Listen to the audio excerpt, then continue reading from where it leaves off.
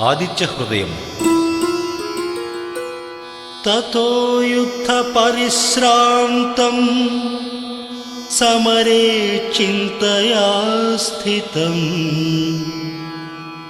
रावणं चाग्रतो दृष्ट्वा युद्धाय समुपस्थितं दैवतैश्च समागम्य द्रष्टुमभ्यागतोरणम् उपागम्याब्रवीद्रामम् अगस्त्यो भगवान् ऋषिः। राम राम महाबाहो शृणु गुह्यं सनातनम् येन सर्वा नरीन् वत्सा समरे विजयिष्यसि।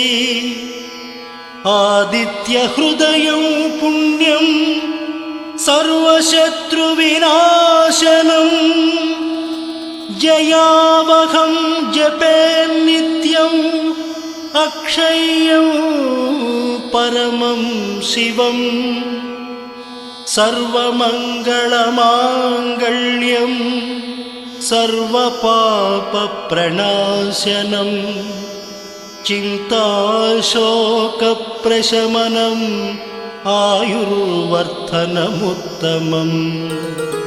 रश्मिमन्तं समुद्यन्तं देवासुरनमस्कृतम् पूजयस्व विवस्वन्तं भास्करं भुवनेश्वरम्।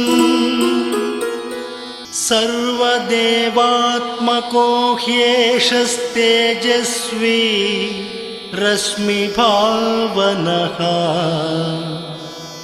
येष देवासुरगणान् लोकान् पाति गभस्तिभिः। येष ब्रह्मा च विष्णुश्च शिवस्कन्दः प्रजापतिः। महेन्द्रो धनदः कालो यमः सोमो ह्यपाम्पतिः। पितरो वसवः साध्या ह्यश्विनौ मरुतो मनुः। वायुर्वह्निः प्रजाप्राणा ऋतुकर्ता प्रभाकरः। आदित्यः सविता सूर्यः खगः पूषा गभस्तिमान् सुवर्णसदृशो भानुः हिरण्यरेता दिवाकरः।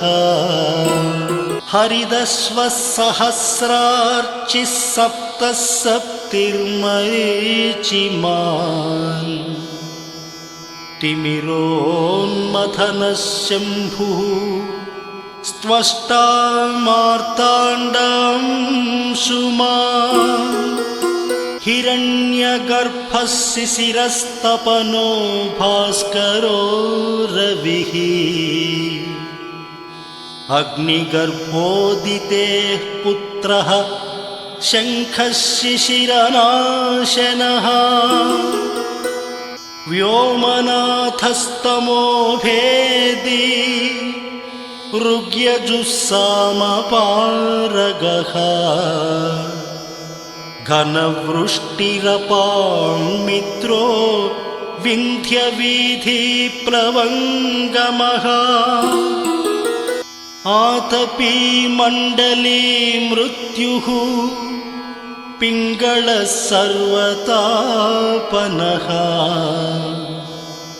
कविर्विश्वो महातेजा रक्तः सर्वभवोद्भवः। नक्षत्रग्रहताराणामधिपो विश्वभावनः। तेजसामपि तेजस्वी द्वादशात्मन्नमोऽस्तु ते। नमः पूर्वाय गिरये पश्चिमे गिरये नमः ज्योतिर्गणानां पतये दिनाधिपतये नमः जयाय जयभद्राय हर्यस्वाय नमो नमः नमो नमः सहस्रांशो आदित्याय नमो नमः नम उग्राय वीराय सारंगाय नमो नमः नमः पद्मप्रबोधाय मार्ताण्डाय नमो नमः ब्रह्मेशानाच्युतेशाय सूर्यायादित्यवर्चसे भास्वते सर्वभक्षाय रौद्राय वपुषे नमः तमोघ्नाय हिमघ्नाय शत्रुघ्नायामितात्मने कृतघ्नघ्नाय देवाय ज्योतिषां पतये नमः तप्तचामीकराभाय वह्नये विश्वकर्मणे नमस्तमोभिनिघ्नाय रुचये लोकसाक्षिणे नाशयत्येष वैभूतं तदेव सृजति प्रभुः पायत्येष तपत्येष वर्षत्येष गभस्तिभिः येव सुप्तेषु जागर्ति भूतेषु परिनिष्ठितः येष चैवाग्निहोत्रं च फलं चैव अग्निहोत्रिणाम्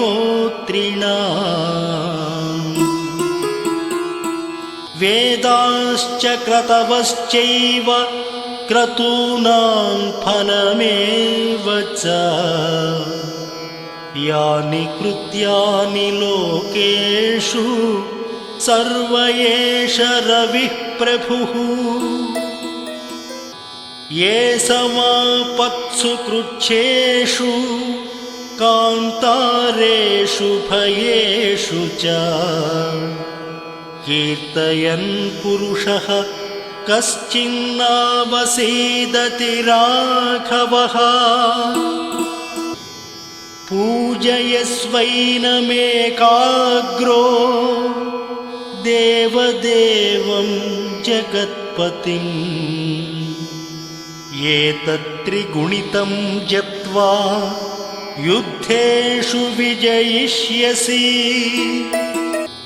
अस्मिन् क्षणे महाबाहो रावणं त्वं वधिष्यसि